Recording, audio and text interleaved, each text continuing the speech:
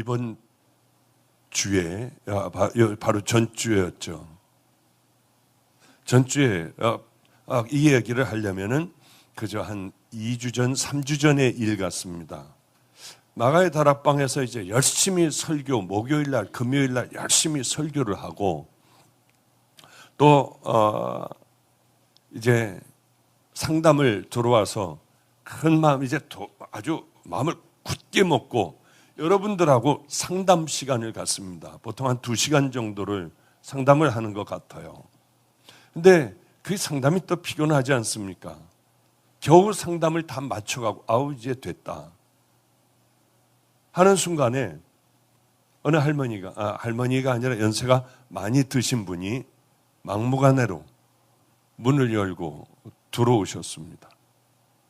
그래 가지고 주머니에서 뭘 꺼내면서 목사님 오토바이를 사주세요.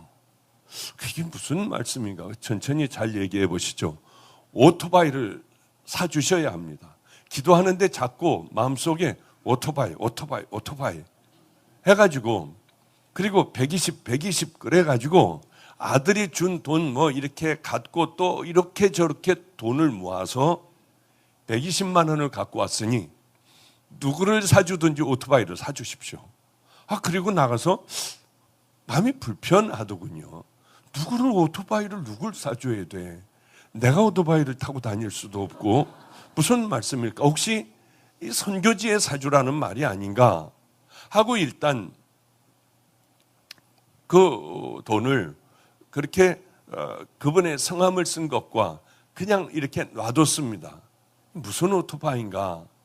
때가 되면 알려주시겠지 하고 있는데 이번 주 금요일 날 또 이제 집회를 들어가려고 하는데 이분이 또 오셨어요.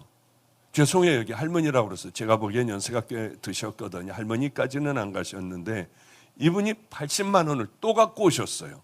목사님 오토바이 하는데 80만 원이 꼭 더 필요할 것 같아서 이렇게 주고 가는데 마음이 이렇게 기쁠 수가 없어요. 우리 아버지가 이렇게 마음을 기쁘게 해드려요. 이건 아버지가 주시는 거예요. 그래서 그러니까 이제 200만 원이 됐어요, 그게. 그래서 이걸 어떻게 해야 하나 하고 기도하고 있다가 혹시 우리 중국 선교사가 오토바이가 필요한 게 아닌가 하고 이제 이렇게 저렇게 물어보니 오토바이가 한 대가 있어서 그것 가지고 다들 타고 예전에 제가 사줬던 오토바이예요. 그걸 가지고 시골로 이렇게 전도를 나가고 한다고 하는 대답을 들었습니다. 여기는 오토바이가 아닌데 하는데 문득 아프리카로 보낼까 어디로 보낼까 하는데 문득 그저 카톡을 들고 있으면서 어디로 보낼까 하는데 저분은 카톡을 안 하는 어느 선교사님이 한 분이 생각이 났습니다. 25살에 선교지로 가서 지금 37인가요? 38될 때까지 아주 열심히 하더군요. 제가 거기 선교지에 가서 열심히 선교하는데 2년 전인가에 1년 반 전인가 2년 전인가에 제가 그 선교지에 가가지고 열심히 집회 다니던 제 나름대로는 큰 그런 액수를 집회 다니며 이제 선교지 가려면 빈손으로 못 가잖아요. 그래서 집회를 다니며 이렇게 모아왔던 그 헌금을 제 개인적으로 거기다 하고 돌아온 것밖에는 없어요. 거기다 저도 모르게 그냥 카톡을 한 통화를 했습니다. 오토바이 필요하신가요? 말도 안 되게 이분이 거기 카톡에 들어올 리도 없고 그런데 오토바이가 필요하십니까? 했더니 바로 어떻게 이거 보고 있다가 하는 것 같았어요. 저건 카톡을 안 하는 분인데 꼭 필요합니다. 그러더니 그 다음부터 막 쫙 오기 시작을 하는 거예요. 사실은 오토바이가 너무 필요한데 왜냐하면 이 산속을 돌며 이쪽으로 들어가 전도를 하는데 이걸 걸어 다니려고 하면 너무 힘들고 목사님 기도하고 있었습니다. 오토바이 한 대가 얼마인가요? 딱 그 얘기만 물어봤더니 120만 원입니다. 그런데 200만 원이 된다고 하면은 중고 오토바이를 또 하나를 사가지고 사역자들하고 함께 시골을 다니고 산속을 다니며 먼 거리를 그렇게 다니며 할 수 있는데, 이거는 우리에게 천군 만마를 얻은 것 같은 바로 그겁니다. 너무 놀랐어요. 그래서 알겠다. 오늘은 토요일이니까 월요일 되자마자 일찍이 보내겠다. 이거는 이 성함이 이러이러한 분이고 그 아들 오모모모시 하는 이 아들을 위하여 기도를 해라. 기도의 제목이 있습니까? 나는 모르지만 오토바이를 탈 때마다 기도해라. 저는 그렇잖아요. 누가 옷을 사주면 옷을 입을 때 기도해요. 넥타이를 사주면 잊어버려가지고 이게 누가 누군지 모르지만은 하여튼 항상 붙들고 하나님 이렇게, 노트북을 누가 사줬으면 필 때 하나님 꼭 이분에게 축복을 허락해 주세요. 그런 이제 기도를 하잖아요. 오토바이를 탈 때마다 나는 어떤 사연이 있는지 알지 못하지만은 그렇게 해라 하는 생각을 제가 그분에게 그렇게 문자를 보내고 그런 생각을 하게 되었어요. 내가 그렇게 중요하게 생각하지 않았던 사람들을 통하여 많이 배우고 기가 막힌 옷을 깨끗하게 입고 좋은 차를 타고 이렇게 온 사람들을 통하여 하나님은 말씀하시지 않는구나. 하나님의 방법은 우리들의 방법과는 다르게 하나님께서 꼭 마음에 그렇게 담고 계신 그 일들을 할 때에는 그런 의외의 분들을 통하여 하나님은 말씀하시고, 하나님은 뭘 얼마나 배웠고 얼마나 가지고 있느냐가 아니라 하나님을 얼마나 사랑하느냐, 그분들을 통하여 하나님의 뜻을 이루게 하시는구나. 이런 일들이 제게는 꽤 여러 번이 되었었죠. 저희 아버님이 한 번은 저를 불러서 그 말씀을 하셨습니다. 내가 말이야, 그냥 힘들게, 옛날에는 뭐 한 4, 50년 전에는 얼마나 전라도 가기도 힘들었고 강원도 가기도 힘들고 했습니까? 한 번은 저 밑에 지방을 향하여 기차를 타고 이제 버스를 타고 한참을 가는데 짜증나는 분이 있더래요. 애 엄마가 그냥 애를 이렇게 앞으로 안고 젖을 쭉 내밀고 애를 젖을 먹이면서 계속 방언을 하더래요. 뭐 퇴퇴퇴퇴페페페 하면서 가만 하나님 아버지 여호와 하나님 아버지요. 그래서 입 다물고 있지 저 여자가 왜 저렇게 하나님을 망신을 시킬까?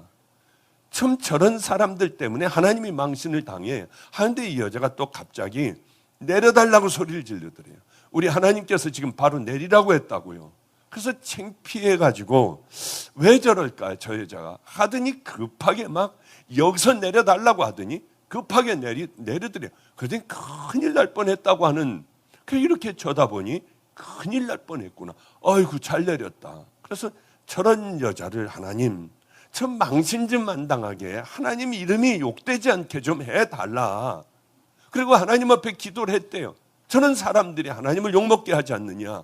그런데 조금 후에 차가 갑자기 브레이크 고장 나가지고요, 내리막길에서 그냥 저 언덕길로 다 굴러버렸대요. 그런데 마침 미군 차들이, 그쪽에 미군 부대가 있었던 모양입니다. 그래서 아버님은 죽어가면서 그냥 나 패스터라고 그래, 나 목사라고 했대요. 목사라고 하면 제일 먼저 꺼내주니까 미군들이요. 그래서 나 목사라고 했더니 꺼내주셔서 병원에 꽤 오랫동안 입원해 계시다가 나왔는데 그런 얘기를 가끔 하세요. 너 하나님은 부자라든가 높은 사람들이든가 우리들의 생각하고는 달라. 때로는 우리가 낮게 보는 사람들을 통하여 하나님은 역사하실 때가 얼마나 많은지 몰라. 왜냐하면 하나님은 아무리 많이 배우고 아무리 기가 막힌 목사라 해도 그 안에 뭐가 들어가 있는지를 너무나도 잘 아시니까요. 하나님은 우리들 안에 뭐가 들어가 있는지 너무나 잘 아십니다. 그래서 하나님에 대하여 어떤 마음과 어떤 기도를 하며 어떤 삶을 사는지를 너무 잘 아시잖아요, 하나님은. 그래서 하나님은 정확하게 하나님의 뜻을 이룰 그 사람들에게 하나님의 말씀을 들려주시기도 하고 또 종들을 부끄럽게도 하시고요. 그런 생각을 하며 맞아, 우리 주님 나라는 그 나라야. 그런데 왜 우리는 여기까지 오게 되었을까요? 교회는 왜 여기까지 오게 됐고 목사들은 왜 여기까지 오게 되었고 성도들은 왜 여기까지 오게 되었을까요? 교회는 항상 세상에 영향을 줘야 돼요. 목사나 성도나 다 세상에 강한 영향력을 줘야 합니다. 빛과 소금의 삶을 살며 세상 사람들과 뭔가는 다른 귀한 그 길을 걸어가야 합니다. 왜냐하면 우리는 성전이기 때문에 우리 안에 하나님이 계시다고 하면 우리는 분명히 하나님이 계신 성전이기 때문에 그렇게 그 자존심을 가지고 살아가야 할 텐데 우리는 그러지 못하는 거예요. 너희는 너희가 하나님의 성전인 것과 하나님의 성령이 너희 안에 계시는 것을 알지 못하느냐. 누구든지 하나님의 성전을 더럽히면 하나님이 그 사람을 멸하시리라. 하나님의 성전은 거룩하니 너희도 그러하니라. 우리들은 왜 하나님을 잃어버렸을까요? 여러분들은 분명히 성도 여러분들은 나는 하나님의 성전이야 당당하게 얘기할 수 있는 분들이 과연 여기 얼마나 될까요? 주의 종들이 나는 하나님의 성전이야, 하나님은 내 안에 계셔, 나는 거룩한 길을 걸어가고 있어, 과연 그 얘기를 할 수 있는 사람들이 얼마나 될까요? 우리는 한번 스스로 반성을 해야 돼요. 내 신앙을 뒤를 돌아봐야 해요. 저는 늘 성도들에게 그 말씀을 드립니다. 나 진짜 구원받았나? 나는 예수 그리스도의 보혈로 죄를 씻기고 이 안에는 이제는 성령님이 와 계셔서 내 모든 더러움과 잘못과 죄를 깨닫게 하여 주시고 이분은 나를 좁은 길을 향하여 하나님이 계신 그곳, 예수님이 심판하실 바로 그 자리까지 나를 인도하여 주시는 그 믿음을 우리는 갖고 있는가? 나 진짜인가 가짜인가? 이렇게 하다가 내가 메르스에 걸려 이제 2주 후에 죽는다 해도 한 달 후에 죽는다 해도 나는 분명히 주님께서 나를 보시며 그 피 묻은 손으로 창자국 난 그 옆구리로 나를 안아주실까? 우리 한번 심각하게 생각해 봐야 돼요. 혹시나 이렇게 살아가다가 내 마지막은 지옥 아닐까? 내 안에는 하나님이 없는 것, 성령님이 없는 것 아니야? 나는 지금까지 성전으로 살아오지 못했잖아? 하나님의 성전의 모습을 잃어버린 이스라엘 백성들을 향하여 에레미야가 외친 말씀이 오늘 본문의 말씀입니다. 너는 여호와의 진문에 서서 이 말을 선포하여 이르기를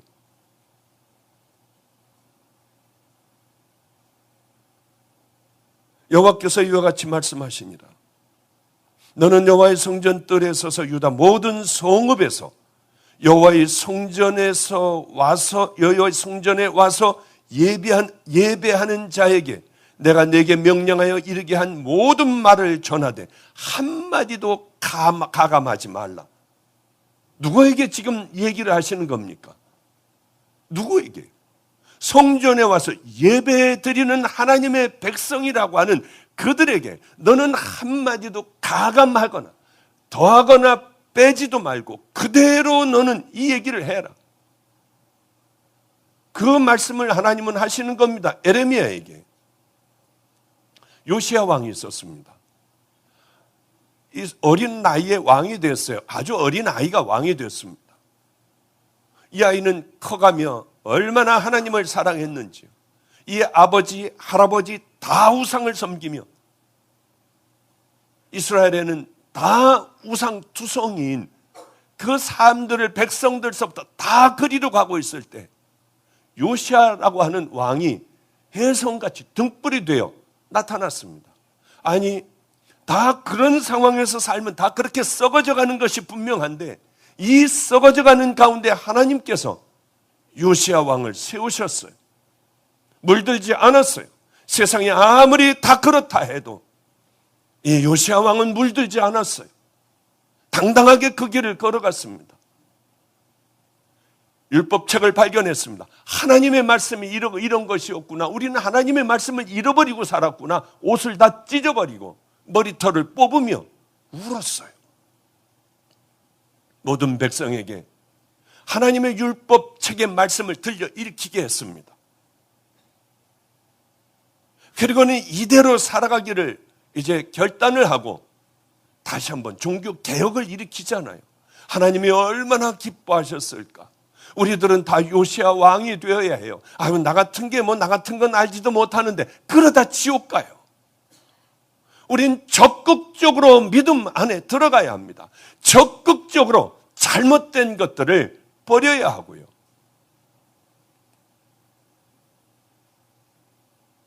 그런데 바로 느고에게 전쟁 나가서 활에 맞아 죽게 되죠, 요시야 왕이. 그러자 여호야김이라고 하는 그 요시야 왕의 아들이 왕이 됐습니다.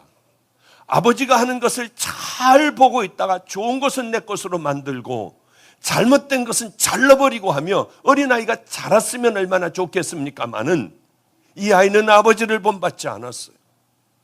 귀한 하나님에 관한 것을 본받지 않고 잘못된 비뚤어진 길을 걸어가게 되었죠. 그래서 왕이 되자마자 우상을 섬기고 막 나라 방방곡곡의 우상들을 다 세워놔 버렸습니다. 백성들은 우상을 좋아하거든요. 하나님보다 하나님의 말씀 너무 힘들잖아요. 사랑하고 용서하고 낮아지고 잘못된 걸 버리고, 그러니까 하나님 나라의 것과 우리들과는 전혀 반대라고 생각하면 돼요. 우린 용서 못해요. 우린 그거 도와주는 것보다 우리가 잘 사는 게 좋아요. 우린 더 화려하게 만들려고 해요. 하나님의 방법대로 하면 대형 교회가 만들어지겠습니까? 절대로 만들어지지 않아요. 큰 교회, 화려한 교회를 세울 수 있습니까? 진정 하나님의 사람이라고 하면 그렇게 할 수 있습니까? 없어요. 어떻게 다 나눠주고 우리들이 가진 것을 다 가난한 사람들에게 나눠주며 하나님의 말씀 그대로 살아가며 있는 것을 같이 나누고 교인들도 나누고 물질도 나누고, 이런데 어떻게 우리가 대형교회가 어떻게 되느냐는 거예요. 대형교회가 되는 방법은 하나님의 말씀을 무시하고 나갈 때 대형교회가 된다고 전 개인적으로 생각합니다. 공격을 받아도 어쩔 수 없어요. 그래서 우리는 이렇게 성가대석에도 앉아있지 않습니까? 열심히 뛰어주자는 거예요. 여러분들도 열심히 방주교인이라고 하면 자부심을 가지고 우리들이 얘기하는 개척교회에 나가서 예배를 드려 달라는 거예요. 그것은 우리가 영향력을 미칠 수 있는 교회 전혀 아닙니다. 우리하고는 상관없는 교회도 있어요. 그러나 목사 전도사들을 잘 훈련시켜 여기에 나눠주는 거죠.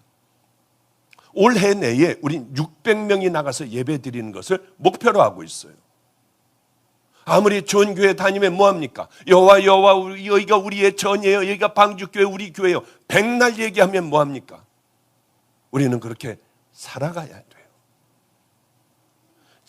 제가 여러분들을 잘 이끌 테니 여러분은 순종만 해주세요. 열심히 우리가 작은 교회 나가야 합니다. 이 교회를 살려야 합니다. 저 교회를 살려야 합니다. 여긴 안전한 교회입니다. 하면 열심히 우리 교회라고 하면 최소한도 1년에 11조는 나가서 그렇게 10분의 1은 작은 교회 나가 세우는 일에 동참하고 돌아오셔야 하고 11조 감사헌금 모든 헌금도 다 거기에 방주교회에 사는 것보다 여러분들은 더 많은 최선을 다하여 더 많은 헌금도 하고 그리고 돌아오셔야 해요. 하나님이 얼마나 기뻐하시겠습니까? 저는 절대로 우리 교회 대형교회 안 만들어요. 얼마든지 만들 수 있는 길이 얼마든지 있습니다. 벌써 예배 드리는 것만 이것저것 다 빼도 한 2,000명 되거든요. 얼마든지 우리는 만들 수 있어요. 그런데 오다가 보니 얼마나 많은 차들이 저 길거리 차 타고 오면서 정말 깜짝 놀랐어요. 어떻게 이렇게들 차를 길거리에 대고 올까? 우리 교회 잘 해봐야 20대나 들어갑니까? 얼마나 힘든데 여기 와 이렇게 예배들을 드릴까? 이왕 여기 와서 예배 드리는 바에는 우리는 삶으로 하나님의 자녀, 하나님이 우리들 모든 마음들을 스쳐 지나가는 생각까지도 다 하시니 우리들의 스쳐 지나가는 생각까지도 한번 하나님이 기뻐하시는 지체가 되어 보자고 하는 거예요. 하나님과 나하고 상관없는 삶, 그래서 혼자 이 땅의 삶을 살아가는, 하나님의 도움 없이 살아가는, 오히려 하나님의 매를 맞는 그런 삶이 아니라 우린 진짜 한번 하나님의 자녀들이 되어 예배를 드리는 것도 우리들의 생명을 가지고 와 드리고 먼저 와서 기도하고 있으며 그렇게 살아가리라고 결단하는 믿음의 자녀들이 되었으면 얼마나 좋을까 하는 생각을 해요. 아무리 좋은 그 환경에서 요시아라고 하는 기가 막힌 왕의 밑에서 자라난 여호야김도 버려진 자가 되었어요. 바로 이런 기가 막힌 시대에 예레미야가 성전에 서서 예배를 드리러, 제사를 드리러 오는 모든 자들에게 하나님의 말씀하신 그 말씀을 지금 말씀을 하고 있는 거예요. 이 말씀은 지금 이스라엘이나 이방 민족들, 이런 민족들에게 주는 것이 아니에요. 하나님을 사랑한다고 꾸역꾸역 성전에 모여드는 바로 이들에게 하나님은 너무나도 답답하여 예레미야라고 하는 선지자를 통하여 그곳에 들어오는 자들에게 열심히 외치고 있습니다. 너희 길과 행위를 바르게 하라. 그러면 내가 너희를 이곳에서 살게 하리라. 뭘 바르게 하라고요? 너희 행위를 바르게 해라. 너희들이 지금 걸어가는 그 길을 비뚤어진 잘못된 저 잘못된 길로 걸어가지 말고 너희들 똑바른 길을 걸어가야 한다. 이 시대에 하나님께서 우리에게 주시는 말씀이에요. 너희들 길과 행위를 바르게 걸어가라. 이게 뭔 얘기입니까? 하나님 앞에 제사 드리러 소, 양, 염소 다 들고 오는 이들을 향하여 그것보다도 너희들의 삶이 바르지가 않아. 너희들이 걸어가는 그 길은 지옥길이야. 이 말씀을 해주고 계세요. 너희들의 예배 생활, 신앙 생활, 이런 모든 게 다 잘못되어 있다고 해요. 구약시대는 선지자를 통하여 너희들 이제 지옥 가, 이 말씀을 하셨습니다마는 지금 이 시대에는 하나님이 그렇게 선지자들을 통하여 말씀하시지 않고 성경 말씀을 통하여 말씀하세요. 선지자가 만약에 말씀하셨다고 하면 여러분 다 죽을 거예요. 여러분 거의 다 여기 살아남는 사람 없을 거예요. 시온산, 예루살렘에 성전이 지어졌습니다. 다윗의 성전이에요. 하나님은 이곳에 계시겠다고 말씀하셨습니다. 너희들이 기도하면 내가 너희들의 기도를 듣겠다. 여기는 내 마음이 있는 곳이다. 이렇게 말씀하셨습니다. 그래서 많은 이제 사람들은, 또 제사장들은, 하나님의 말씀을 맡은 자들은 이렇게 얘기했어요. 여기 들어오면 안전하다. 여기에 있기만 하면 누구나 다 구원을 받는다. 다 천국 간다. 하나님이 이 안에만 들어오면 기뻐한다. 이게 어떤 성전인 줄 아니? 여호와의 성전이야. 다윗의 성전, 솔로몬이 만든 성전이야. 다 이렇게 얘기했어요. 아무렇게나 살아도 돼. 너는 이것을 여호와의 성전이라, 여호와의 성전이라 거짓말을 하지 말아라. 하나님께서 주신 말씀이에요. 여기만 들어오면 모든 삶을 다 책임져 주시고 무조건 복을 주실 줄 알았어요.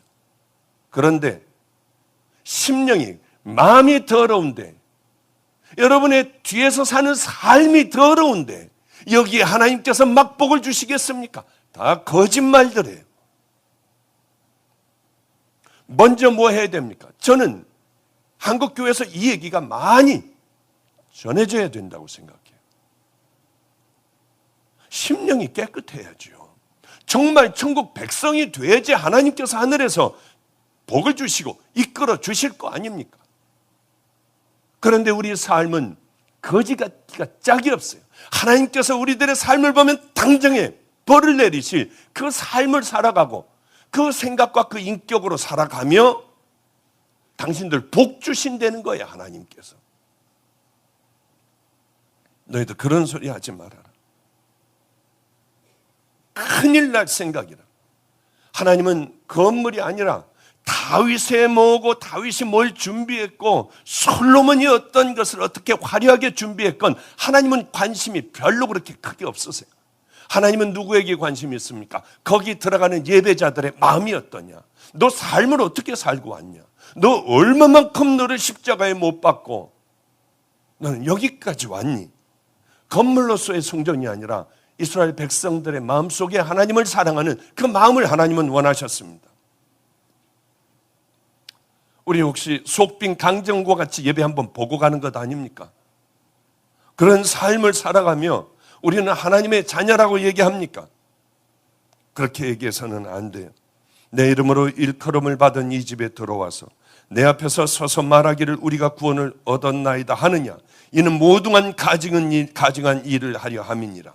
우리가 구원받았어요. 여러분 다 구원받았어요. 가증한 일이라고 하는 것이에요.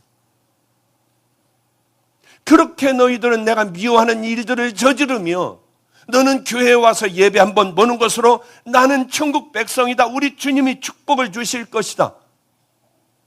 우리는 안전하다. 우리는 안전하다. 그 얘기를 너희들은 하고 있느냐 지금? 너희가 도둑질하며 온갖 거짓말하며 음란하며 탐욕이 가득하며 분노와 열등감과 시기와 질투가 가득하며 너희들 마음에는 미움이 가득하지만은 너희들은 그런 삶을 살면서 나는 와서 예배드리니 하나님의 자녀다. 하나님의 자녀다. 난 천국 백성이다. 그러면 너희들에게 천국 백성이 되겠느냐? 내 이름으로 일컬음을 받는 이 집이 너희 눈에는 도둑의 소굴로 보이느냐? 보라, 나 곧 내가 그것을 보았노라. 여호와의 말씀이니라.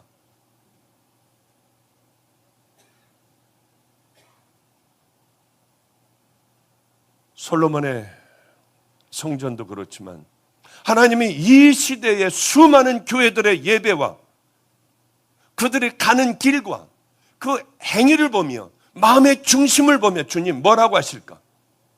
우리가 교회 안에 있다고 하여 우리들의 구원을 보증하지는 않아요. 절대로 그렇지 않습니다. 안전과 부귀영화를 하나님이 우리에게 막 쏟아부어 주시지 않아요.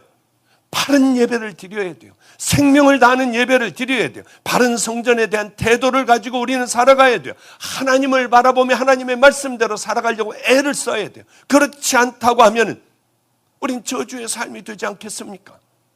한 번 구원은 영원한 구원이야 하며 별짓들을 다 하며 쓰레기 오물통 같은 그릇을 보고 하나님이 축복을 주시고 우린 천국 백성이라고 하며 그 길을 걸어가는 그것을 바라보며 하나님께서 뭐라고 하시겠냐는 거예요. 우린 예배라도 회복이 돼야 돼요. 여러분, 우린 지금 여기 와서 이렇게 예배를 드립니다. 어떤 마음으로 예배 드립니까? 지겹게 앉아서 아픔이나 뻑뻑하고 앉아있는 그런 사람들이 여기 왜 없어요? 하나님은 그것을 받지 않아요.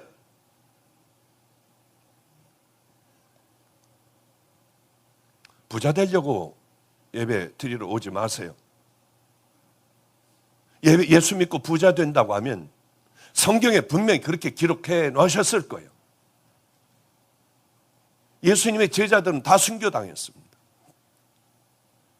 초대교회 성도들은 다 짐승의 밥이 되고요. 기가 막혔어요. 짐승의 밥이 됐습니다. 이 얘기가 그렇게 쉽게 들립니까? 그렇지 않아요. 이 말은 내 모든 걸 하나님 앞에 드렸다는 얘기야. 이 땅의 삶은 아무 의미가 없이 예수 믿는다는 그 말 한마디로 짐승의 밥이 되는 거예요. 다 찢어 죽여버려요. 찔러 죽이고 돌로 쳐 죽여버립니다. 이걸 다 감당해 나가는 거예요. 첫사람이 그렇게 죽는 비참한 걸 봤음에도 나도 저 길 가겠다고 하는 바로 그것이에요. 우리들의 신앙과 우리들의 이 정말 거지 같은 신앙과 비교해 볼 때 얼마나 달라요. 심령이 가난한 자가 복이 있어. 애통하는 자가 복이 있어. 온유해야 돼. 핍박받아도 너희들 기쁘게 생각해야 돼. 이 말씀이 진짜 복 있는 사람들이라고 얘기했으니 하늘나라와 우리와 얼마나 다릅니까? 우린 달라요. 우린 우리들의 욕망을 채우려고 해요. 교회에서도. 하나님 앞에 정말 이 기가 막힌 성전을 드리려고 할까요? 더 크게 만들고 싶은 욕망이 목사에겐 끊임없이 있습니다. 저에게 없다고요? 저도 있어요. 왜? 지금이 바로 그 찬스예요. 지금을 놓치면 저는 못해요. 전 절대로 안 할 겁니다. 그런 거 안 할 거예요. 전 그런 짓이라고 얘기하고 싶어요. 있으면 나눌 거예요. 열심히 나눌 거예요. 열심히 도와 일어나지 못하는 것을 세울 거예요. 우린 아무렇지도 않게 하지만은 그 받는 교회는 생명이 돼 여기서 일어나는 거예요. 하나님의 말씀대로 살려고 하며 와서 기도를 그렇게 울며 하는 거예요. 시간이 다 되었군요. 그래요. 너희가 만일 오늘의 결론이라고 보십시오. 너희가 만일 길과 행위를 참으로 바르게 하여 이웃들 사이에 정의를 행하며 이방인과 고아와 과부를 압제하지 아니하며 무죄한 자의 피를 이곳에서 흘리지 아니하면 다른 신들을 따라 화를 자초하지 아니하면 내가 너희와 함께 하리라. 너무나 쉬워요. 어려운 숙제를 내주시지 않았습니다. 너무나 쉬운 숙제를 내주셨어요. 그저 그렇게 잘못되고 죄 짓는 그런 짓들을 짓지 말라고 하는 것이죠.